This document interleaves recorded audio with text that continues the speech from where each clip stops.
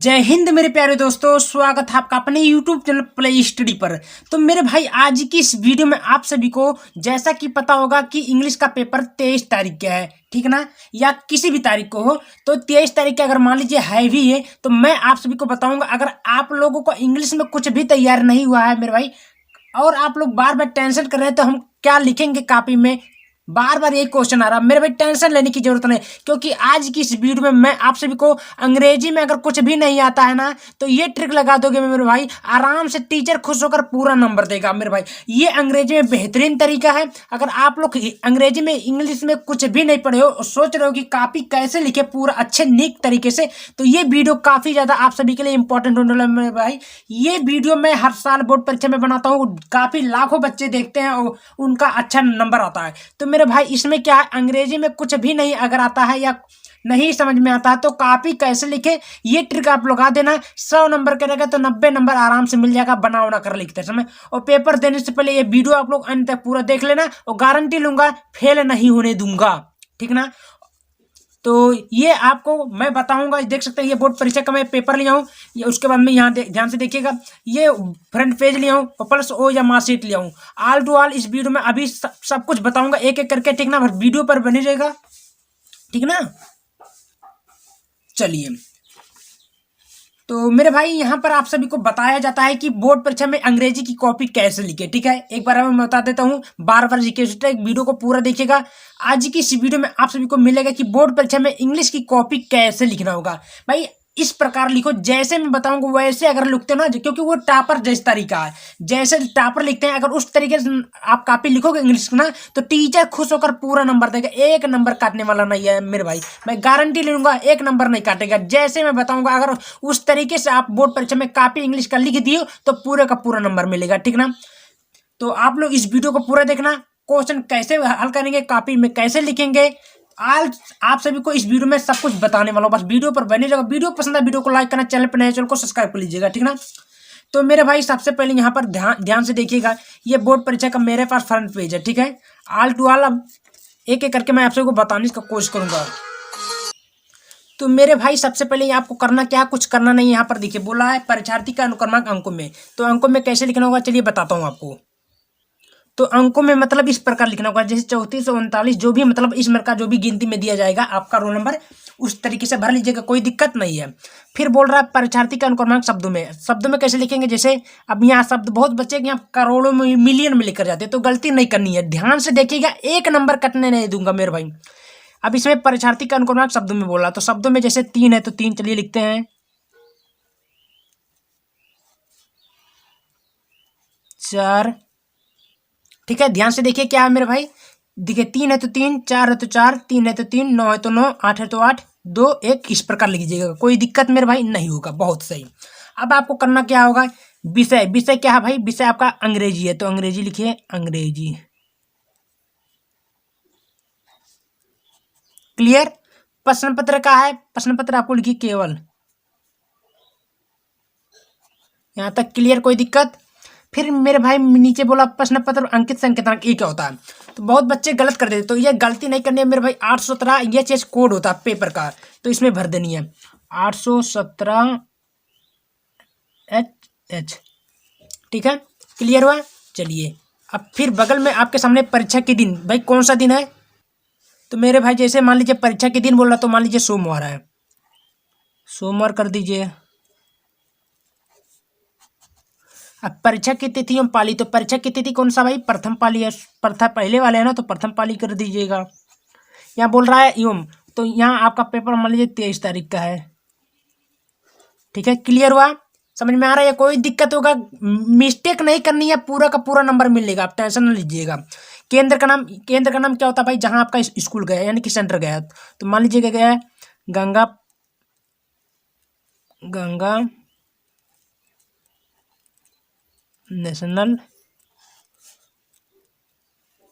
Sorry school, ठीक है, सिद्धार्थनगर।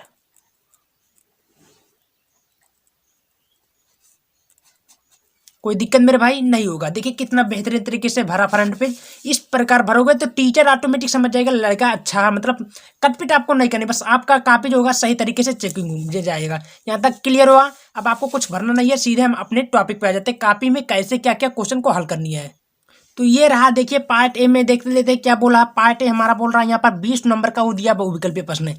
देखिए मल्टीपल चॉइस क्वेश्चन बोला है। अब इसको कैसे करना चलिए मैं आपको बता देता हूँ। सबसे पहले यहाँ पर ध्यान से देखिए, read the following passage carefully and answer choose the correct option.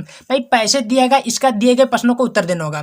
तो यहाँ पर सबसे पहले देखिए, Subhash Chandra Bose was a great leader of India. Subhash Chandra एक महान नेता थे। His a countryman called his Netaji, उन्हें नेताजी के नाम से पुकारते हैं। तो ऐसे पैसे दे देगा। आपको करना क्या है, क्वेश्चन पूछेगा। चलिए मैं आपको दिखा देता हूँ क्वेश्चन को कैसे कैसे पूछता है। यहाँ पर देखिए, यहाँ पर सबसे पहले एक एक नंबर के बोला, यहाँ पर ध्यान से देखिएगा। हु वाज सुभाष चंद्र बोस, सुभाष चंद्र बोस कौन थे? तो सुभाष चंद्र बोस कौन थे भाई? 4 ऑप्शन देगा, चारों में से एक सही उत्तर है। कौन थे भाई? तो एक ग्रेट क्या थे, कौन थे जल्दी बताइए। तो सुभाष चंद्र बोस एक ग्रेट लीडर थे। ठीक है, ये आपका राइट उत्तर ए पहला होगा। ठीक है, डी यानी कि पहले का डी। तो आपको इसमें कैसे भरना होगा चलिए आपको बता देता हूँ। देखिए ये ओ या मार्कशीट लेनी है।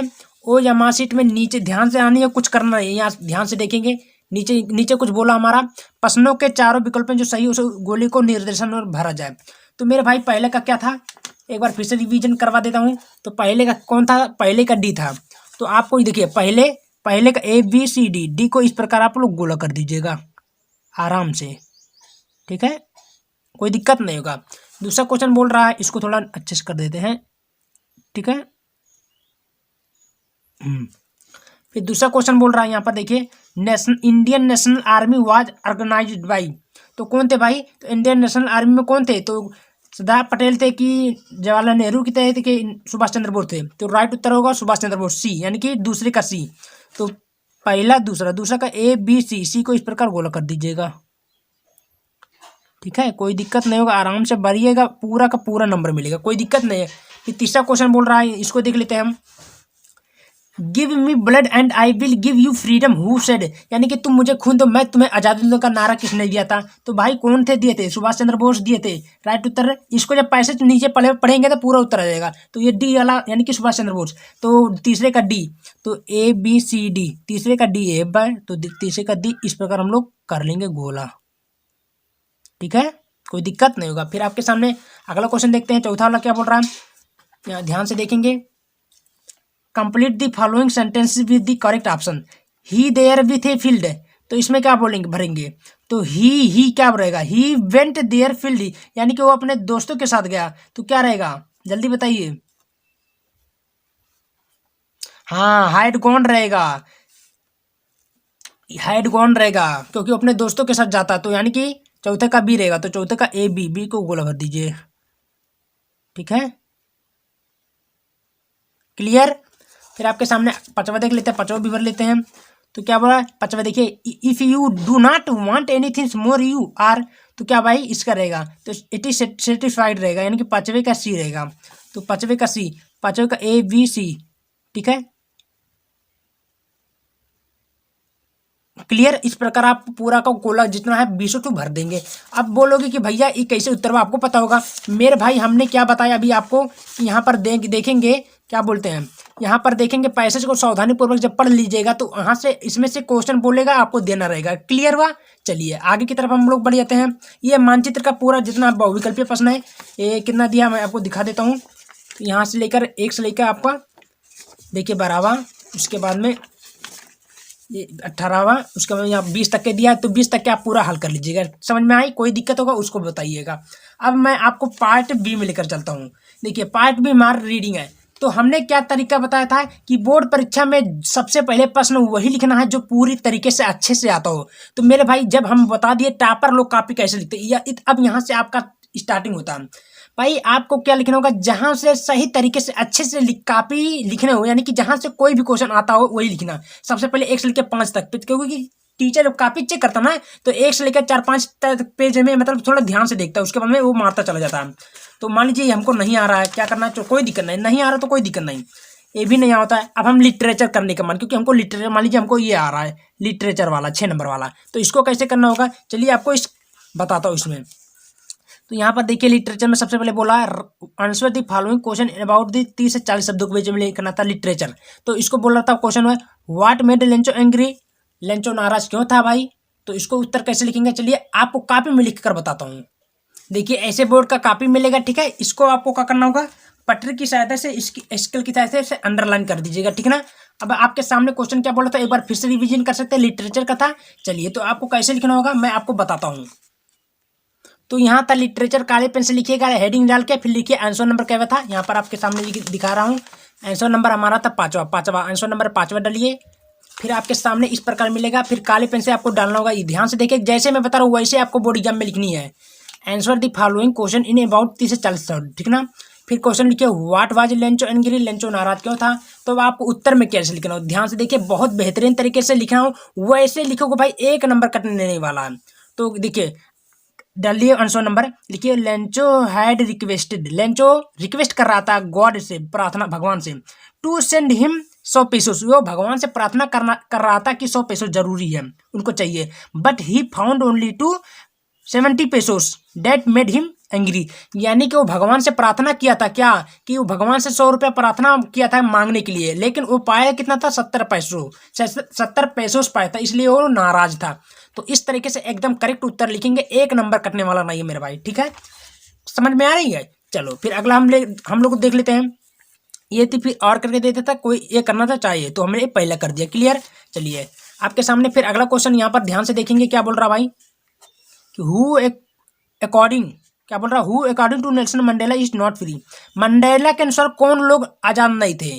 तो इसका उत्तर कैसे लिखेंगे, देखिए बहुत आसान क्वेश्चन है, 2 नंबर का 3 नंबर का क्वेश्चन है। तो यहाँ पर आपके सामने ऐसे मिलेगा, काफी ध्यान से देखिएगा। फिर आपको क्या करना होगा, ध्यान से करना है। यहाँ देखिए बी है, who according to Nelson Mandela is not free, Mandela के अनुसार कौन आजाद नहीं थे। तो उत्तर में आपको कैसे लिखना होगा, चलिए इसको बता देता हूँ। तो उत्तर में लिखना according to Mandela both the oppressor and oppressed are not free because an oppressor is the victim of the hatred and he take away another freedom. कहने का मतलब है कि जो लोग मतलब वो शिकार विक्टिम में क्या होता है, शिकारी, जो लोग मतलब धोखेबाज होते हैं उन्हें आजाद रहने का कोई ही मतलब वो नहीं है, मतलब आजाद कौन रहते हैं, जैसे वो दुश्मन जो हमारे शिकार करते हैं वो लोग आजाद रहते हैं, क्योंकि वो मतलब वो लोग कभी भी अटैक कर सकते हैं, ठीक ना। तो ये लोग आपस में आजाद मतलब वो आजाद हो सकते हैं। तो बोल रहा है कि हमारे देश के मतलब वो लोग नहीं है, ठीक ना। तो इस प्रकार आप लोग उत्तर लिख सकते हो, ठीक है, समझ में आया। अब आपके सामने अगला क्वेश्चन है, चलो उसको भी देख लेते हैं। तो फिर आपके सामने यहाँ पर देखिए क्या बोला था, इसको छोड़ दीजिएगा, मान लेते अभी ये आ रहा 18 का देखिए, मान लीजिए हमको ये आ रहा है, right the central idea of any one of the following poem in 40 से 50 शब्दों के बीच में लिखना। 3 नंबर आपका यहाँ पर मिल जाएगा। ध्यान से देखिएगा, किस पे बोला, फायर एंड आइस पे बोला है, एनिमल्स पे बोला, ए टाइगर इन द जू बोला। तो हम लोग लिखेंगे फायर एंड आइस का। तो कैसे लिखेंगे सेंट्रल आइडिया, चलिए वो भी बताता हूँ। देखिए मेरे भाई कितना सुंदर लिखा गया, कितना साफ से, ऐसे लिखोगे 1 नंबर एग्जामिनर नहीं काटेगा। अब दिखा देता हूँ क्या था 8वें का। तो यहाँ आप लोग लिख दीजिएगा 8वें, कोई दिक्कत नहीं होगा, हम लिखे हैं मतलब अपने समझाने के लिए आपको। तो लिखिए fire and ice central idea, कोई दिक्कत नहीं। चलिए फिर आपको लिखना होगा, यहाँ से ध्यान से देखिएगा, आपको मेरे भाई लिखना क्या है, सेंट्रल आइडिया लिखना होगा कि द पोएम, इसको काले पेन से करिएगा, fire and ice is composed मान रचित है बाय रॉबर्ट फ्रॉस्ट, यानी कि जो सेंट्रल आइडिया है रॉबर्ट फ्रॉस्ट के द्वारा लिखा गया। इन दिस पोएम, इस कविता में द पोएट प्रिडिक्शन, भविष्यवाणी करता है about the end of the world, लेखक भविष्यवाणी करता है, some people say that the world will be the end, यानी कि कुछ लोग कहते हैं कि दुनिया का अंत किससे होगा, आइस से होगा। And in ice according to the poet the world perish by fire then by ice, the ice hatred and the fire of desire to bring complete the fire of desire to end of this world। ठीक है, कुछ लोग कहते हैं कि दुनिया का अंत बर्फ से होगा, और कुछ लोग कहते हैं कि दुनिया का अंत फायर से होगा, नहीं कि आग से होगा, ठीक ना। तो इस प्रकार आप लोग बोर्ड एग्जाम में सेंट्रल आइडिया लिख सकते हो आराम से, कोई दिक्कत नहीं होगा। यहाँ से ध्यान से देखिएगा, इस प्रकार लिखना, 1 नंबर कटने वाला नहीं है। फिर हम लोग आगे बढ़ जाते हैं, कौन क्वेश्चन बोला, क्लियर हुआ। चलिए अब हम लोग आगे की तरफ बढ़ जाते हैं, क्या हमारा क्वेश्चन बोल रहा है, अब देखते हैं कौन हमको आ रहा है, ठीक है। तो मेरे भाई अब यहाँ पर देखिए राइटिंग बोला है, तो राइटिंग भी मान लीजिए हमको करना है, कैसे करना है चलिए देख लेते हैं। बोल रहा write a letter to your friend asking him to spend his summer vacation with you. 4 नंबर के यहाँ पर बोला आपके सामने। तो इसको एप्लीकेशन बोला है अपने, यानी कि गर्मी के मौसम में जाने के लिए, एंजॉय करने के लिए समर वेकेशन पर एप्लीकेशन लिखिए। तो कैसे लिखना होगा चलिए इसको बता देता हूँ, ध्यान से देखिएगा। राइटिंग है आंसर नंबर 2, कैसे लिखेंगे देखिए, आंसर है आंसर नंबर 2 दूसरा, तो दूसरा लिखेंगे ठीक है काले पेन से। फिर लिखेंगे write a letter to your friend, एक क्वेश्चन बोला था, अब का लिखना है देखिए, एप्लीकेशन लेटर कैसे लिखनी है। एड्रेस जहाँ पहले नंबर भाई किसी दोस्त को अपने इनवाइट करोगे तो उसका एड्रेस लिखोगे ना। सबसे पहले एड्रेस बांसी सिटी, जैसे संगम हो गया। डेट, जिस डेट को इनवाइट कर रहे हो उसको। फिर कौन है भाई, माय डियर फ्रेंड, अपने दोस्तों को इनवाइट कर रहे हैं कहाँ, छुट्टी में जाने के लिए, वेकेशन पे गर्मी में। तो कैसे लिखना होगा चलिए आपको बताता हूँ। तो लिखना होगा I am fine my dear friend, I am fine and I hope you find. देखिए I am fine and I hope you are also fine. उम्मीद करता हूँ मैं ठीक हूँ, ओ मतलब मैं ठीक हूँ, उम्मीद करता हूँ आप भी ठीक होंगे, ठीक है। फिर I am writing this letter to tell you about, यानी कि मैं पत्र लिख रहा हूँ तुम्हें बताने के लिए। How I spent my summer vacation, कैसे समर वेकेशन यानी कि गर्मी की छुट्टी मनाने के चले। This summer vacation I spent at my maternal grandfather, यानी कि जो समर की छुट्टियां हैं वो अपने हम बूढ़े चाचा यानी कि बाबा जी के साथ मनाने के जा रहे हैं, पूरे घर के सहित है। House which is in the village of summer, यानी कि जहाँ की गर्मियों मतलब है कि घर से हम निकलने वाले जहाँ मौसम हुआ इंजॉय करने के लिए। आवर समर हॉलीडे, और वहाँ हम लोग क्या करेंगे, छुट्टियां मनाएंगे कहाँ, समर वेकेशन में। Are going to next week, और हम कुछ ही मतलब अगले ही सप्ताह में हम लोग निकलने वाले हैं। I will be very happy, मैं बहुत खुश हूँ। My parents have also asked me to invite, मेरे पिताजी कह रहे हैं कि आपको भी इनवाइट करने के लिए, ठीक है, यानी कि मेरे मम्मी पापा बोल रहे हैं आपको भी इनवाइट करने के लिए, ठीक है। Invite you both going to summer vacation, और साथ में हम लोग छुट्टियां मनाएंगे, ठीक है। इंजॉय फुलफिल, और आराम से मौज मस्ती करेंगे, ठीक है। फिर अपना नाम लिख दीजिए डियर, इस प्रकार आप लोग बोर्ड एग्जाम में लिखोगे, 1 नंबर कटने वाला नहीं है मेरे भाई, पूरा का पूरा नंबर मिलेगा। तो कैसा लगा वीडियो अगर पसंद आते तो वीडियो को ज़्यादा शेयर कर, धन्यवाद।